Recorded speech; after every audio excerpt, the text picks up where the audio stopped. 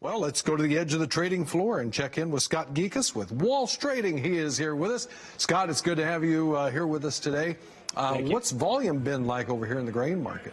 The volume's kind of a little bit, it's steady. It's just not above, it's not below. It's just pretty much steady. The biggest thing that the traders are looking for on the floor is, you know, the report that came out on Friday, it was pretty much a non-event.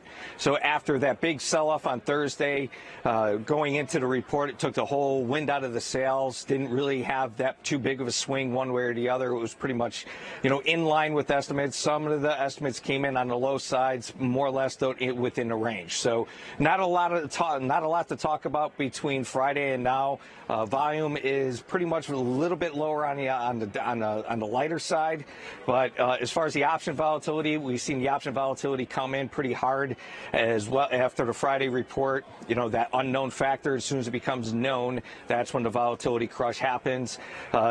With the soybeans and the corn, the calls are a little bit more active to the upside. With the puts on the other side in the wheat, a little bit more to the downside, but really not too much heavy option volume to really consider. Scott, does it feel like the grains are looking for a bottom here in all three of these commodities?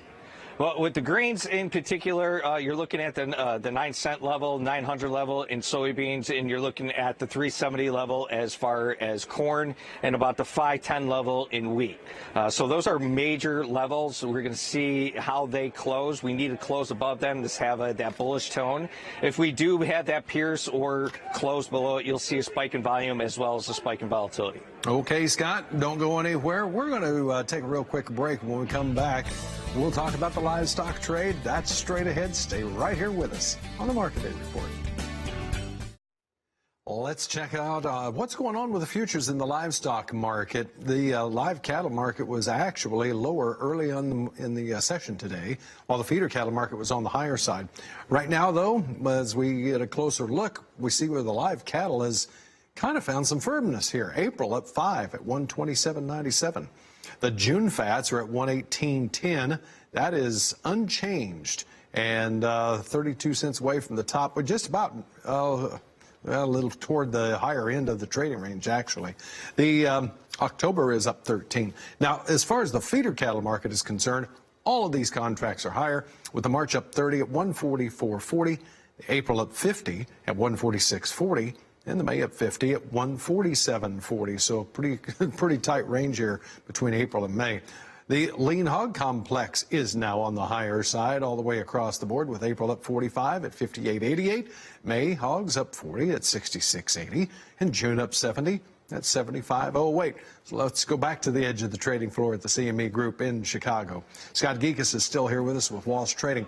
We found some firmness over here in the livestock complex.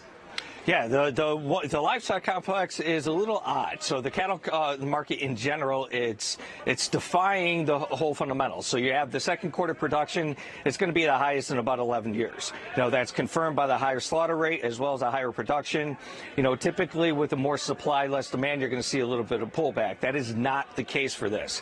So cattle keeps grinding higher back from that 31st low spike lower. We're just grinding higher, grinding higher. What's really interesting is the 130 calls in the cattle market are pretty active, more than most. So with the calls being a little bit more active to the upside, that's what we're going to keep a focus on and see how that's going to play out in the near term. Scott, what about that reversal that we had, that gap here over here in these charts here some time back? Is that all a thing of the past? Do we still have to go back and visit and do some cleanup work here? Right. Well, it's really going to see with the headlines and everything that's going to come out with the trade war talks. As I've been saying for the last 6 months or so, it doesn't really matter what the fundamentals are. You know, the traders have their fingers on the button. Any headline that is negative or positive, the market's going to react. So we're going to see how that's really going to play out.